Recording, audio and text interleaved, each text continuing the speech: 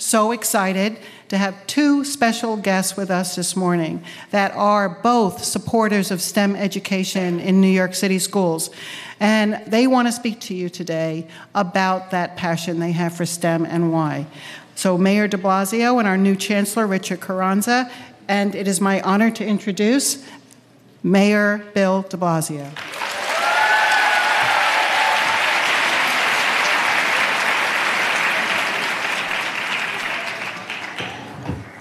Well, good morning, everyone. I want to thank you. Well, first, let me thank Linda for her extraordinary leadership. Let's thank her for all she has done. This is very gratifying to be before you because you are creating the future of our city and our society. There is so much power in what you're doing because by teaching STEM, you are unlocking for so many students their destiny.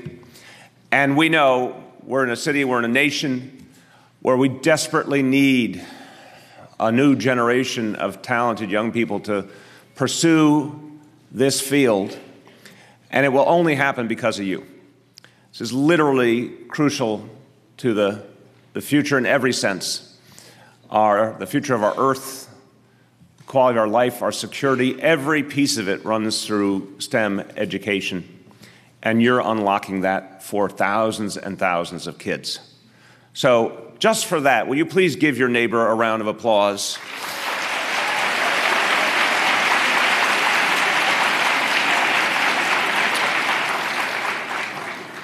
And I want to thank you because one way to tell how committed people are is to look what they do with their days off.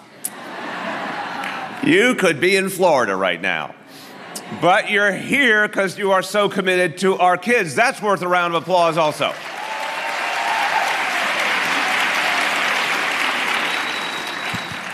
Now, I always make the analogy that when I was coming up as a young person in the 1960s and into the 70s, we put on a pedestal, many of you may remember, we put on a pedestal the astronauts.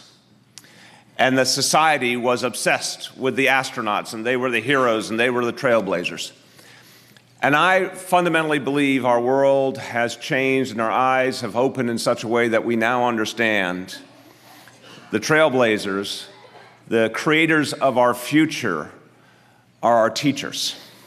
The educators will determine who we are and where we go, right? Right here on Earth. We do not need to look to distant stars. We need to look right here in our own neighborhoods, right here in our own schools, to see what will determine our future. I'm going to look up there, to all of you up there as well. Thank you, everyone, because you're determining where we will go, because more than any other time in history, literally more than any other time in history, education determines human destiny.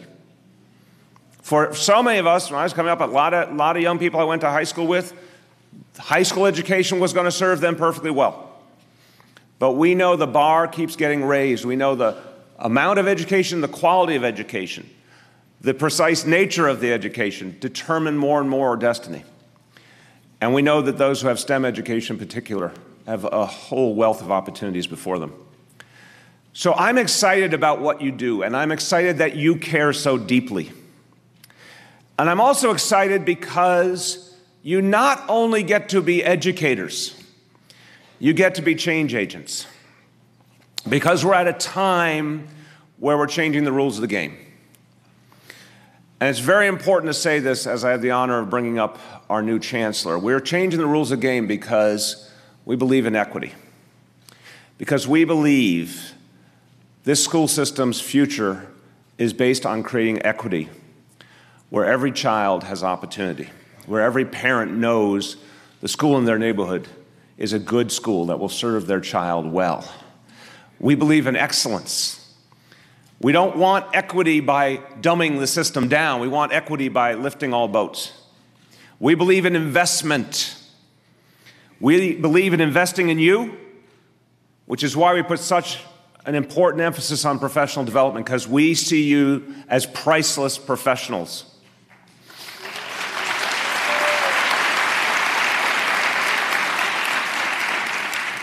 We believe you should be given every tool that will help you to success, which is why we believe in early childhood education. And by the way, we're only just getting started with pre-K, because 3K will be universal in the next few years as well.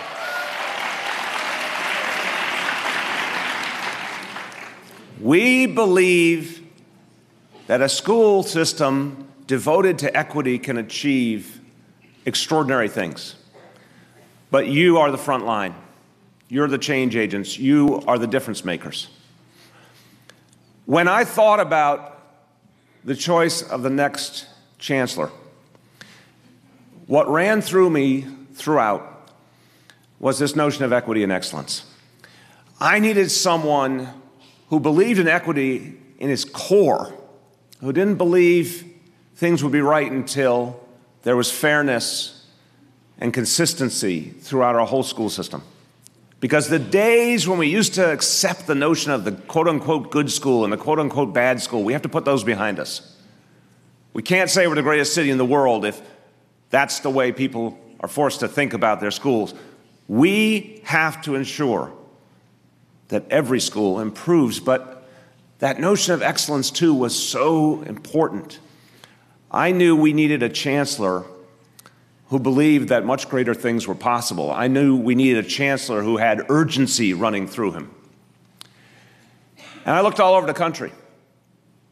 And I'll tell you one thing I knew that was prerequisite. I knew the person who could lead all of you had to be one of you. The chancellor had to be an educator.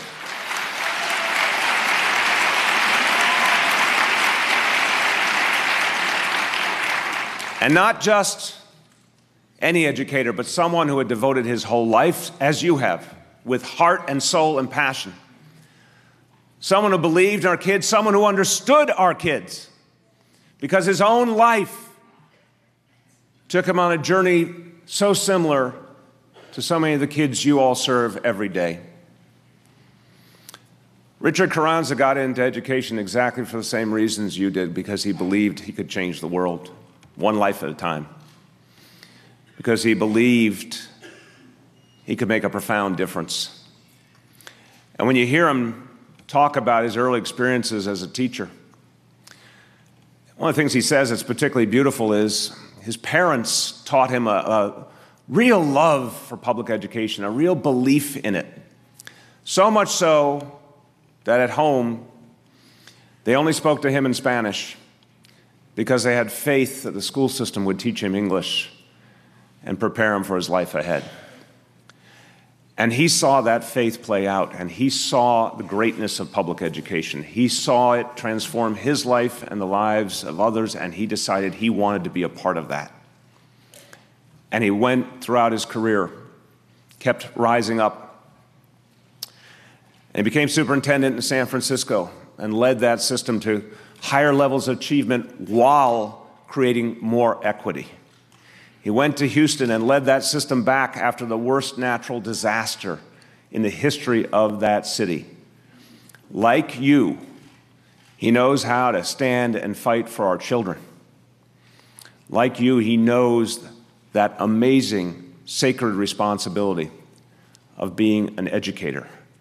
And he knows there are much greater things ahead for this school system. Now, we all know he has very big shoes to fill.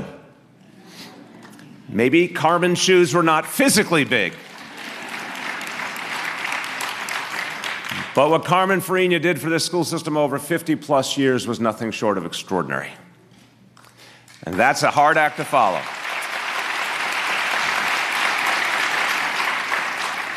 But Richard Carranza knows the goal of every leader is to take that baton, carry on that mission, and take it to the next level. Because we have even greater things ahead. So, my dear friends, it is my profound honor to introduce to you our new chancellor, your new chancellor, Richard Carranza.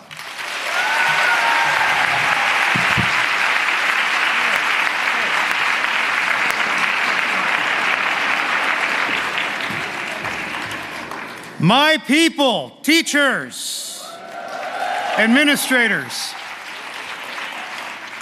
You know, Mr. Mayor, I really appreciate your words of introduction. Thank you very much. And while I may not be able to fill Chancellor Carranza's shoes, I will tell you that everything else is at the right height. Everything else is at the right height. And what a great lady. So in all seriousness, Mr. Mayor, thank you for that introduction. You know, we all of us in this room, just, you know, us men and women, we all are going to now share one very important detail for the rest of my career. And that's the detail that this is the first meeting, the first visit that I have with teachers, administrators, and a school in the city of New York. You're my first. And I will tell you, because I believe that a chancellor in the field is worth 3 in the seat, it's not going to be my last. Not going to be my last. I do want to thank Dr. Curtis Bay, our director of STEM, for her incredible work. Thank you for what you do. And I also want to thank El Jefe, the guy that runs this school, Principal Eric Contreras, for opening your doors and having us here. Thank you, senor. So just a quick few thoughts. And as you know, once a chancellor gets the microphone, it's never a few quick thoughts, but just a few thoughts, because it's especially important for me today that on the second day on the job for me, that I have an opportunity to speak to my colleagues. You see, I was a teacher for almost a decade. I've been a high school principal in 2 different schools in 2 different states. And the one inalienable truth that I have found in my experiences is that if we do not lead from a sense of equity, and we do not lead from a sense of protecting the rights of our students and lifting our students, then who will?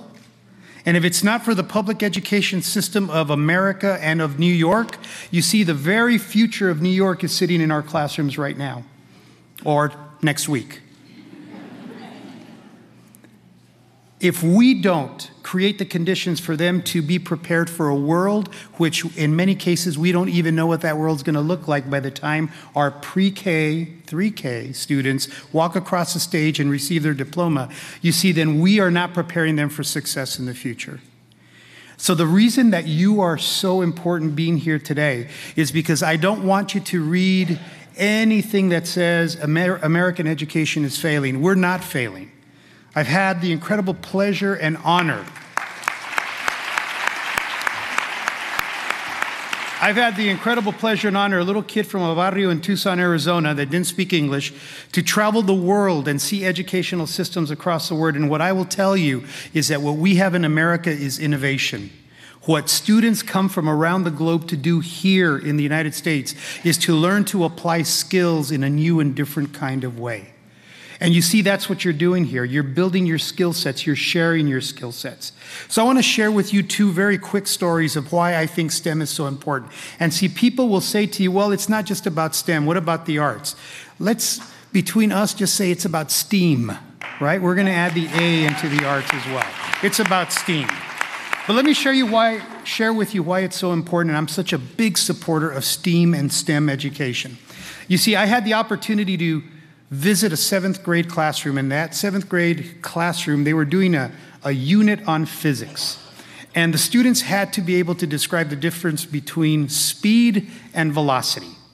So traditionally what would happen is you'll take out your textbook and you'll read the section on speed and velocity, and then what you'll do is you'll say, okay, read that, and at the end of the section, answer the odd questions or the even questions, and you're done, right? Speed, velocity, taken care of. But see, you all believe that that's not the way to do it. So what this teacher did is she had invested in technology. So she used the technology not to supplant the instruction, because you can never supplant the instruction of a motivated, highly qualified teacher. So what she did is she took that technology and she said to her students, and she had a classroom set of iPads and they used iMovie, and what they did is they developed a rubric, how they were going to assess themselves on all of the projects they would do throughout the school year. So what they did is they were grouped in groups of 3 students, and each group had to make a short, no more than 5-minute video demonstrating the difference between speed and velocity. Now think about that for a minute. If you're going to demonstrate, you have to know what it is. So what they did is, on the day I visited, they got to share their iMovies. So they all walk in, they grab their iPads, Edmodo comes up on the screen, all the students log in, first group comes up, they upload their video, they play their video, and sure enough, there's a student sliding down the hallway, and then they're measuring and they're using graphics to show how far, and then another one's dropping a watermelon off a roof to measure. Incredibly creative. And in every single one of these presentations, students were giving each other feedback. Didn't quite understand it. Ooh, it was blurry. Ooh, you might want to think about putting some sand down so that you slide faster. I mean, great feedback. So when they get done, everybody claps as each group gets done. They take that feedback, they capture it electronically, they email it to the students. The students have 3 days to revise their presentation for a final grade using the rubric that they had collaboratively developed.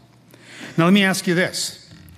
Who wouldn't, if you're an employer, want to hire those 7th grade students with those skill sets? If you're an institution of higher learning, who wouldn't want to admit those students into your student body? They're creative, they can work in teams, they can communicate, they can demonstrate, they can do all of the things that we may not know what the careers look like in 15 years, but I can tell you that being able to communicate, work in teams, demonstrate, be good at explaining things are going to be skills that will be universally transmittable to anyone, anywhere. Why is that important? Because when we think of STEM education, we think about science, technology, engineering, and math, right? It's time to blow it up. It's time to change the narrative around what STEM is and what STEAM is. It's about being excited. It's about demonstrating. And we don't have to wait until they're 7th graders. We can start in pre-K. We can start in pre-K by students using their hands. And using their hands and using their minds. And I've got a whole bunch of experiences, a whole bunch of examples that I could share with you, but I just want to leave you with this. The work that you are doing is critically important, not for the future of your school, not for the future of New York City's public schools. It's critical for the future of America. The oldest democracy in the world, America. And the only way to keep us the oldest democracy in the world is to educate our students in a creative way that they will be able to continue to demonstrate that creative thought as we go forward. So as one of your colleagues, as a teacher, I still consider myself a teacher. I just teach a little taller and older people now. I want to say what an honor it is to have my first visit be a classroom of hundreds of you. Thank you for what you do. Thank you for touching the future. You make a difference.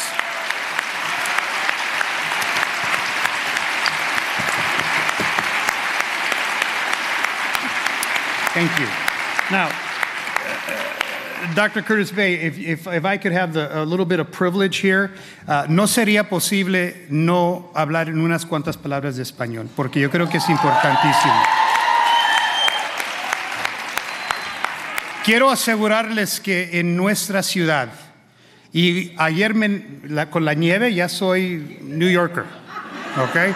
Y si se fijaron, ni siquiera tenía una sombrilla, right? For those of you that don't speak Spanish, I said, it's good to be here. You have to learn Spanish. I'm just kidding. I said it snowed yesterday, and I don't know if any of you noticed, but I didn't even use an umbrella. So I'm a New Yorker. Or rain boots. Pero en español quiero asegurarles que la educación que tienen nuestros estudiantes no importa si hablan inglés todavía. Lo que importa es que ellos están involucrados con su aprendizaje de una manera que sea críticamente, sumamente importante, que sea aplicable a lo que van a hacer en el futuro. Y los que están haciendo eso son ustedes. Entonces hay que cambiar el modo de pensar que dice que nuestros estudiantes hispanoparlantes, nuestros estudiantes que todavía no pueden dominar el inglés como también el español, que ellos no tienen la habilidad académicamente para involucrarse con ciencia o con matemáticas o con ingeniería. ¿Están conmigo? Sí. ¿Están conmigo? Good. It is a pleasure to be here with you. Mr. Mayor, thank you for your incredible leadership. Together, we are going to take what you've already done and we're going to put it on a stage that no one's ever seen. We are going to provide you with the support that you need to do the work that you do. And I want to say to you again, 2 words that teachers and administrators and public education advocates rarely hear in the rhetoric of the national conversation. I want to say to you simply and from the heart, thank you for what you do.